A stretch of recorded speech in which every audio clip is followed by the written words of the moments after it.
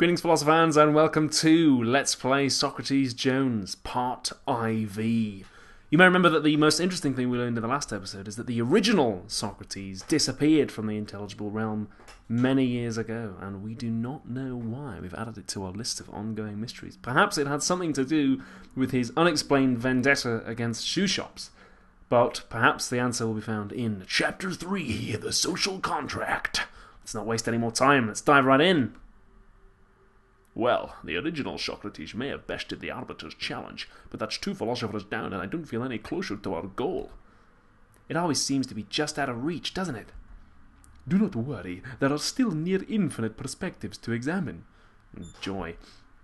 In fact, I already have another philosopher ready for you to debate. Will we take a break? I thought the afterlife would have more, parties or something. So, who's the next philosopher? Is it another Greek dude? Because frankly, I'm getting sick of Greek... Okay, racism. No, this one is British. Awesome. Yeah, that's what we need. I'm already British, it's just fantastic. Somebody from my home country. Oh, how exciting. Yes, I'm simply ecstatic. Have you got something against British people, Socrates? But you are from Edinburgh, that's in Britain. He's one of those self-hating British people. I mean, so he's just one of those British people.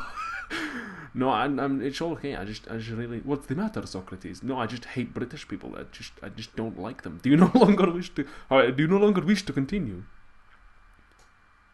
Dot. Hold on, I never said that. Of course I wish to continue. It's just not a nice country. I don't like people from it. It's no good. Dad. Very well then. Give me a moment, Socrates, and I will bring the new philosopher out. Oh, is it going to be Albert Einstein with a strange beard? No, who do we have here? Who do we have? Dot. Don't. I don't want to share anything to him. He's British. Bloody. Hello? Okay. Arbiter, are you sure this is the right guy?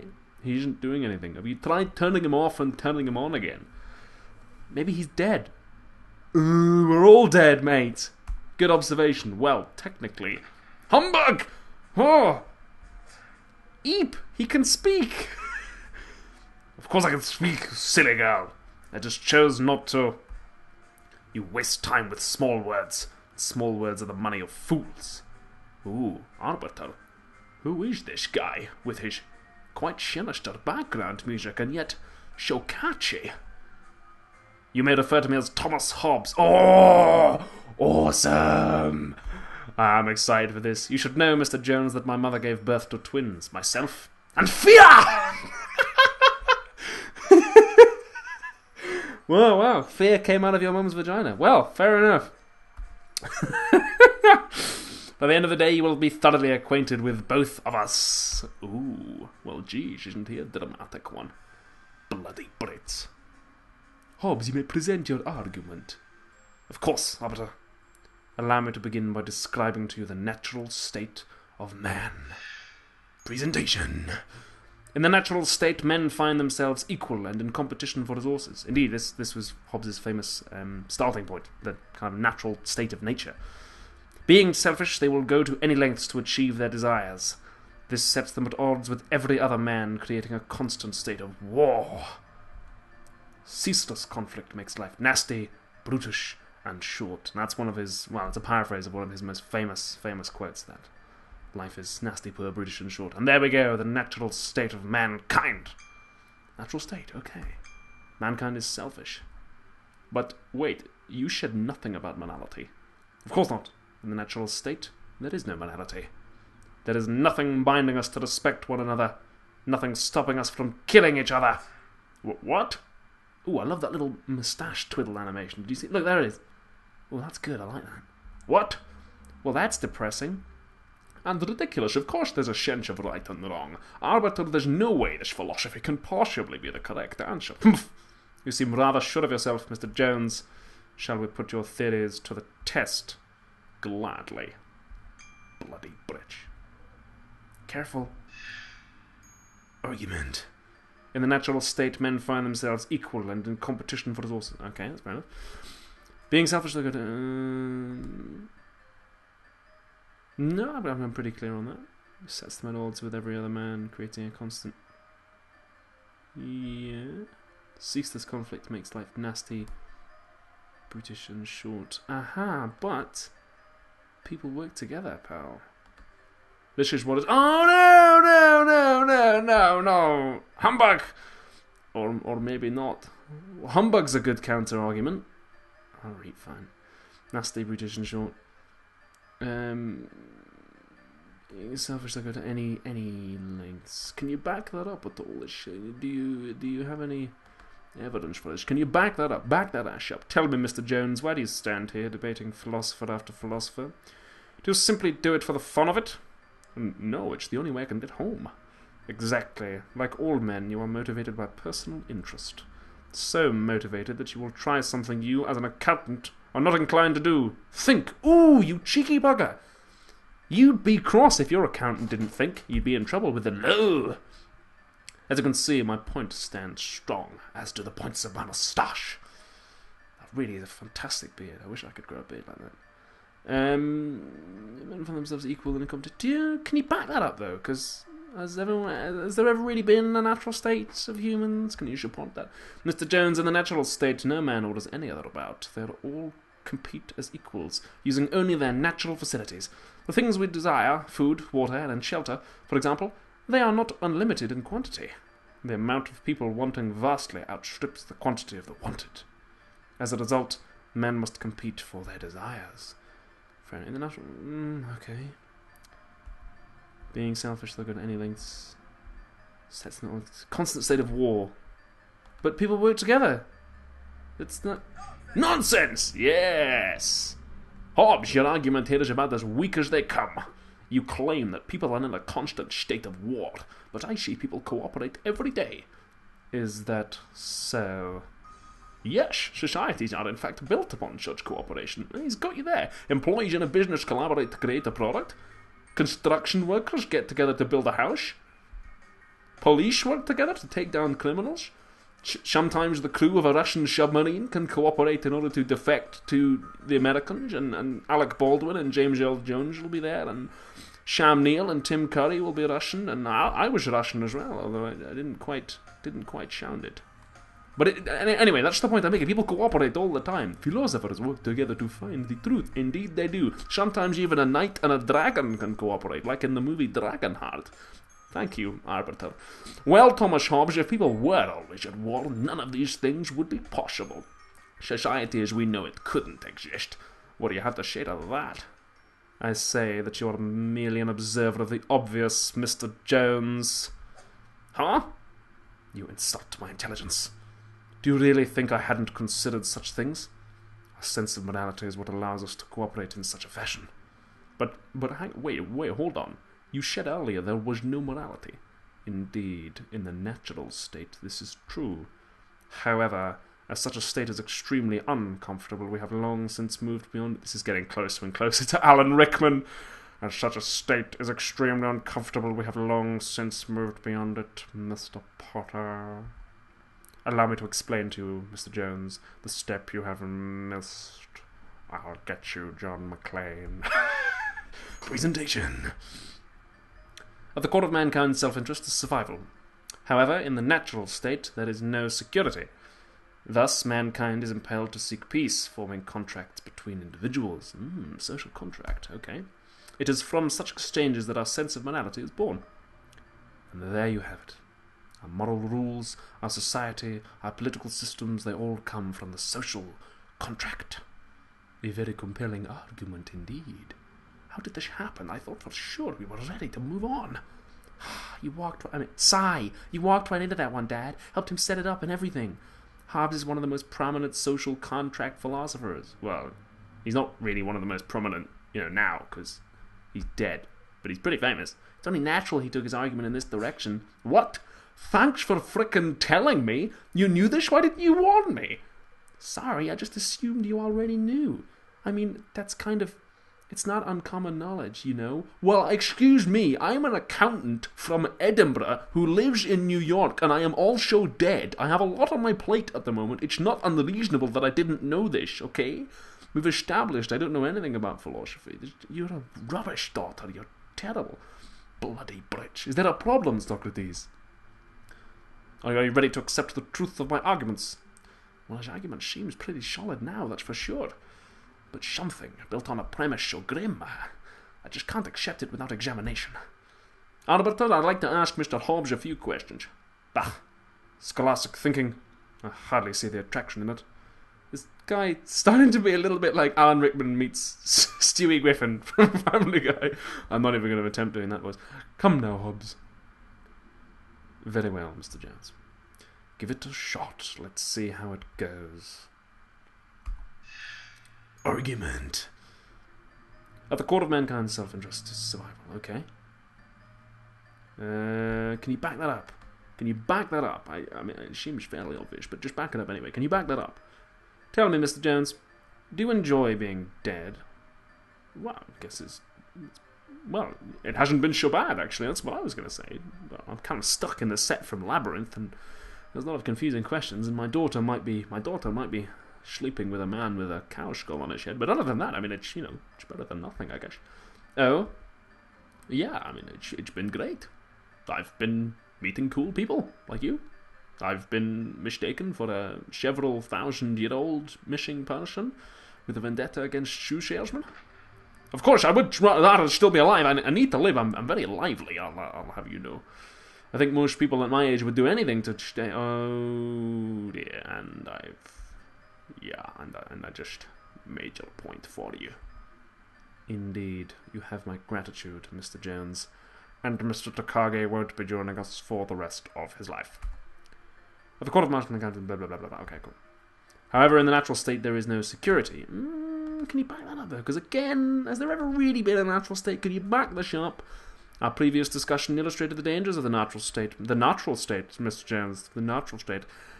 The natural state. Yes, the natural state. How can we know this state actually exists? It did, more or less, in the distant past, before civilizations developed. Ancient man was in much the same condition as it would be in the natural state. Sorry, I was briefly possessed by the spirit of Eddie Izzard.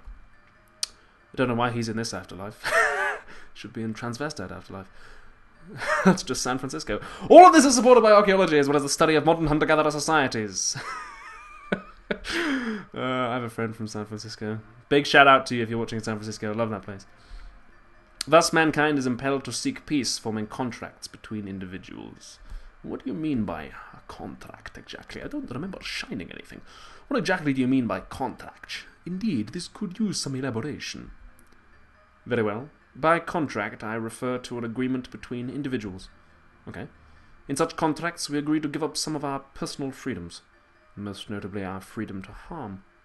Because others do as well, such an agreement confers unto everyone greater security. Huh. Interesting. Okay, cool. Form contracts to give up freedoms in exchange for security.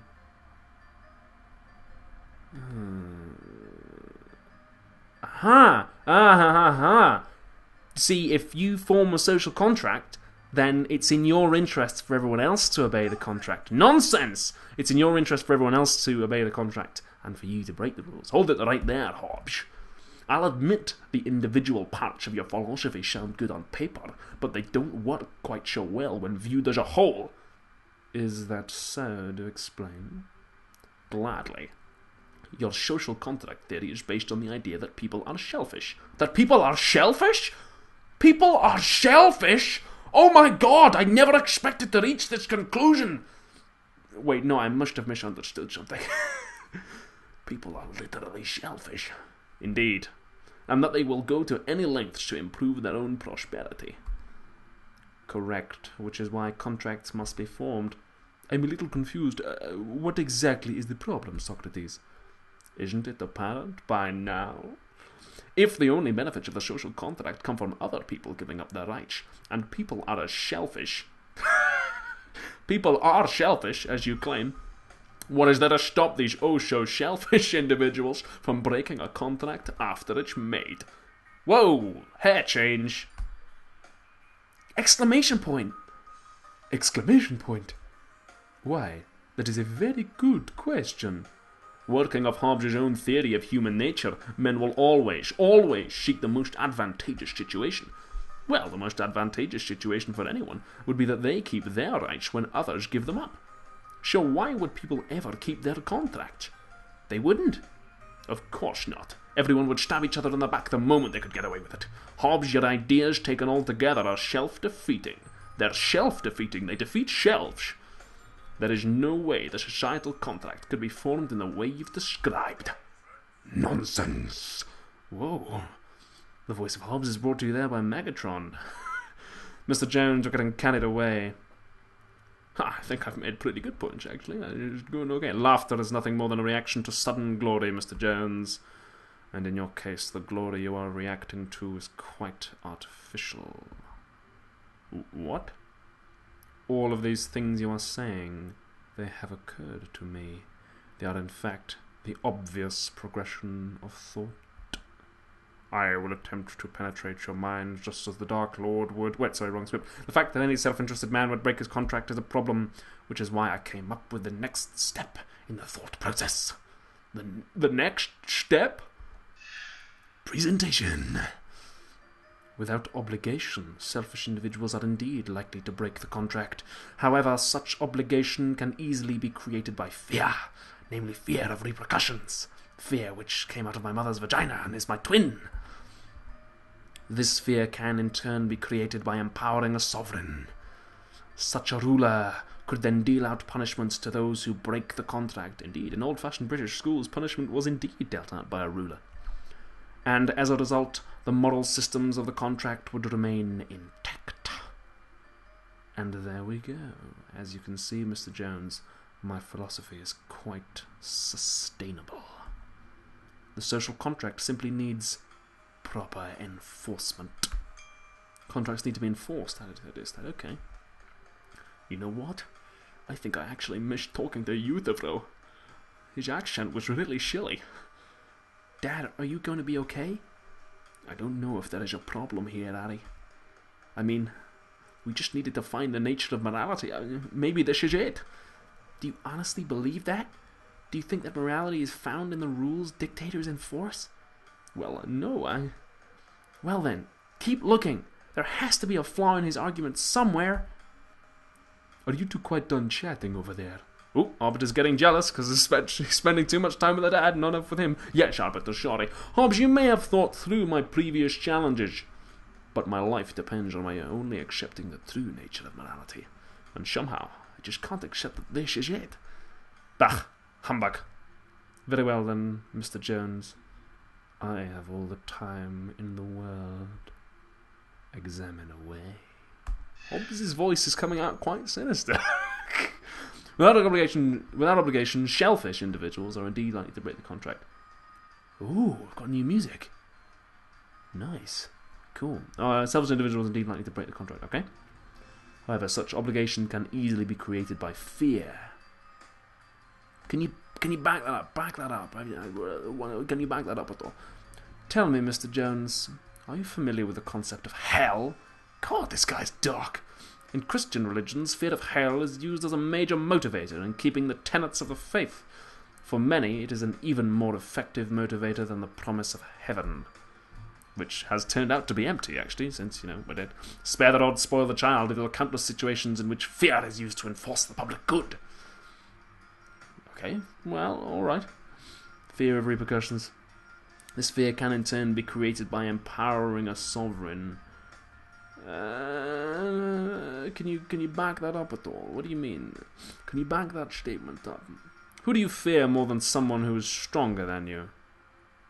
A king is the ultimate strongman. All fear his punishments. Created by empowering a sovereign. Or what do you mean? Tell us. Okay, he wants to tell us about the Leviathan, which is Hobbes' famous thing. So, can you clarify that? What do you mean by this exactly? Simple. The people give power to a ruler who is able to enforce the contract. By give power, do you mean form an agreement with? Indeed. As in a contract. Yes, in exchange for the power, he grants order and protection. Interesting statement of the sovereign forms a contract with the people to enforce their rules. But, my friend, contracts need to be enforced, so who enforces that? Who watches the watchman? Nonsense! Hobbes, I will admit that your philosophy is very interesting from a political perspective, but as a basis of morality, it simply won't stand. Nonsense in return to you, sir! Mr. Jones, even now you lack sensible qualities such as fear. Haven't you learned not to make such brash statements? Nonsense a third time, sir! Brash this time I think not. Boys, enough grandstanding. Get to the point. Okay, sorry. Just trying to have some fun with Moustache Twiddly Man. He has got you beaten on beard quality, I'm afraid, Socrates, because you kind of have got Shaggy from Scooby-Doo's beard, and it's not a great look. Erp. What? Did I just burp? Sorry, I had curry before I died. Hobbes, you said that the source of our obligation to the social contract is in the pressures laid upon us by the sovereign. Is that correct? Yes. And the sovereign's power to apply such pressures comes from a contract between him and the people, yes? Absolutely. Well then, Hobbes, answer me this. What obligates the king to follow his contract with his people? Oh, shuck my Scotch eggs, you bloody Brit. You may have added a layer of obligation, Hobbes, but you haven't fixed anything. The problem is still exactly the same, the king being shellfish. The king of the shellfish, King Triton, will take advantage of his people. And we are back where we started. No matter, just another moment of your time, and I will lay out what binds the king to his contract. Presentation. Oh God, we're running around for... Whoa, nonsense! Whoa! Oh, the system's changed! Question mark? I don't need to hear it, Hobbes. What? How dare you? The fact is, we can do this forever. I can continue to point out the lack of obligation in your morality, and you can attempt to provide a source. We could do this for eternity. It's just like when I was in Highlander and I was immortal. You are curing the symptoms and not the disease. The question you need to answer is not what obligates the king. If the source of obligation is the social contract, then it can only be another contract. Instead, answer me this. What obligates us to keep our contracts? What makes them the source of morality? Can you answer this, Hobbes? Well, Dad, you've actually stumped him. This is the core of your problem, Hobbes. Morality based in contracts leads to an infinite regression of obligations. Thus it can't possibly be the true source. Gah! Wow, Dad. Let's see him counter that. Well, Hobbes, how can something that requires obligation be the source of all obligation? It just doesn't make sense. Your philosophy is hobbled, Hobbes. I think we did that joke already. Well, the sovereign will, the fear creates in us a mechanical drive to, Well, I think Hobbes has crashed. Whoa! Oh, Jesus! Have you tried turning him off and on again?